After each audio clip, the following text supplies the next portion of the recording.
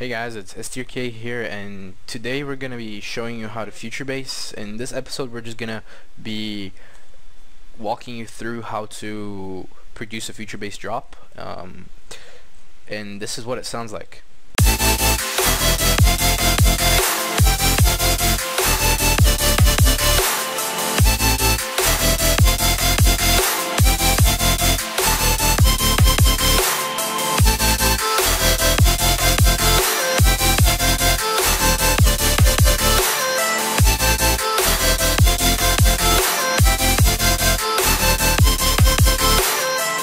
Anything, I just wanted to say that this is just the way that I do it. There's other people that do it in a different way. There's really no right or wrong way to do it, but I personally like to use this type of workflow that I use. So first I lay down some chords. I just used my MIDI keyboard to play some notes, and I made this. So yeah, really lush, it's lush chords. It's nothing special. So we're going to be using Serum for this because it's my main synthesizer, is what I like to sound design on. It's what I learned to do first. I learned to sound design on Serum, so it's easier for me, and that's what we'll be using.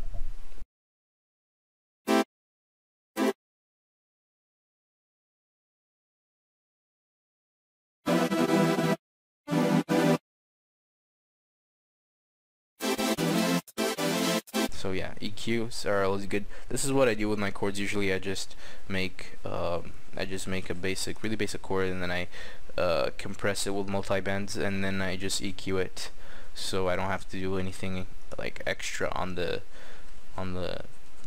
mixer channels. Yeah, so our first chord layer is basically done.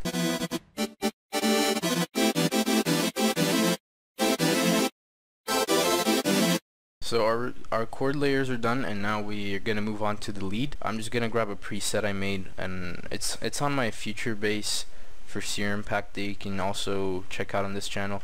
I forgot, I think it's this one. This one, yeah.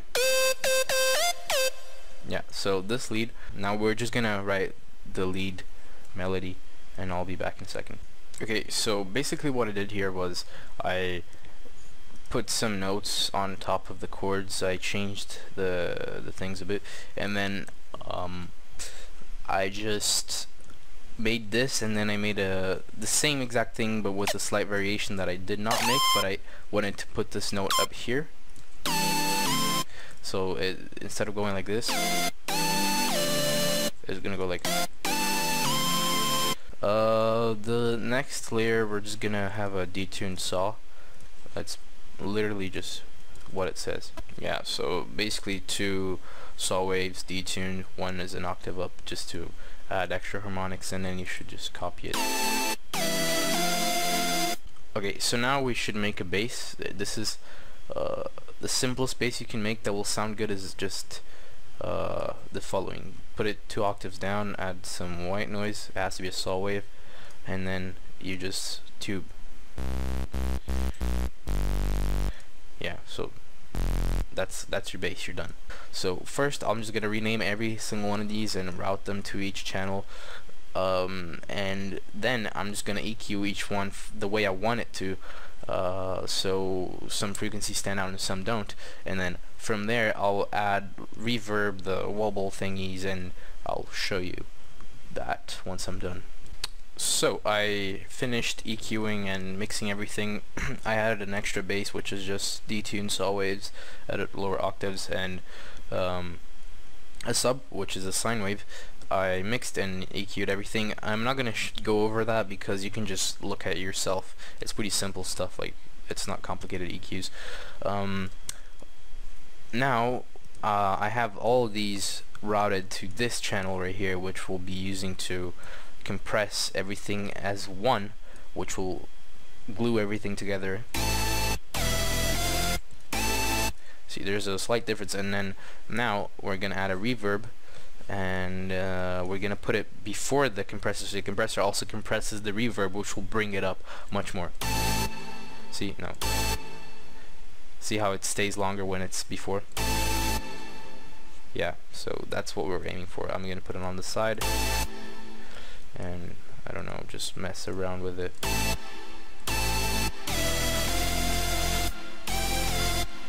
yeah, so that's enough for the bus channel. I'm just gonna add a slight EQ.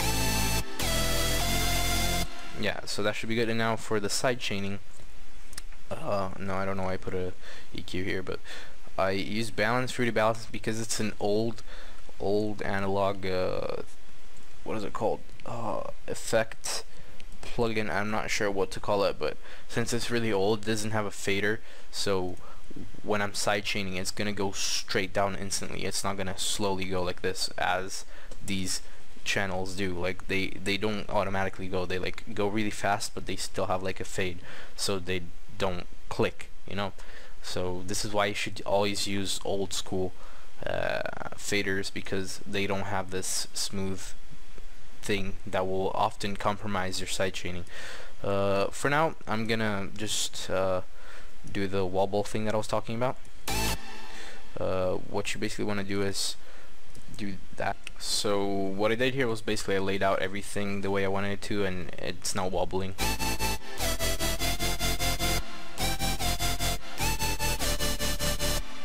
And these are halfway, so the reverb comes out. It sounds bad, but once I add the percussion, it's gonna fit well with the extra side chaining for the perks. Now we're basically done with this part of the drop. Now we just have to add some drum samples. So I'm not gonna go over me writing the drums, because that's pretty simple and there's no knowledge to gain on that, so I'll just skip it, and once I'm done I'll come back. So basically what I did here was for the drums, I just layered 2 snares. I put a kick, I added hi-hats, then I added some perks, and then I added rides, and then I added this hat loop, which is from the Posh Copter Boy sample pack, or whatever it's called. And in the end, with all the mixing and EQing, it should sound like this.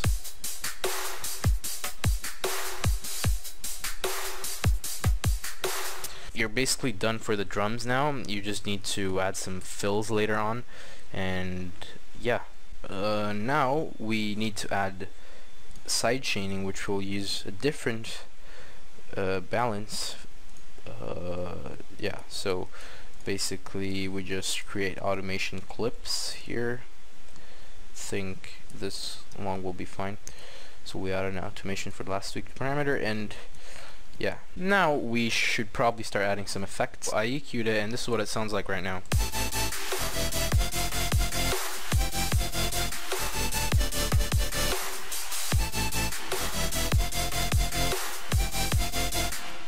What I want to do next is add some ambiances in terms of synthesis. So we're just gonna create some I wouldn't say pads, but some ARPs. So basically what I did here was I added some downsample distortion, so it sounds kind of crushy, and I made an ARP. Basically that's what I did, using the chord notes. Now what I want to do before I go into mastering, I want to do this technique that I always do, and it's I'm gonna add a reverb and use this preset I took from a Cymatics project. I called it end drop verb because they use it at the end of a drop, and it's really cool because it's like it's not that hard to do, but it's like it just adds a really cool effect to some parts of the drop if you use it right.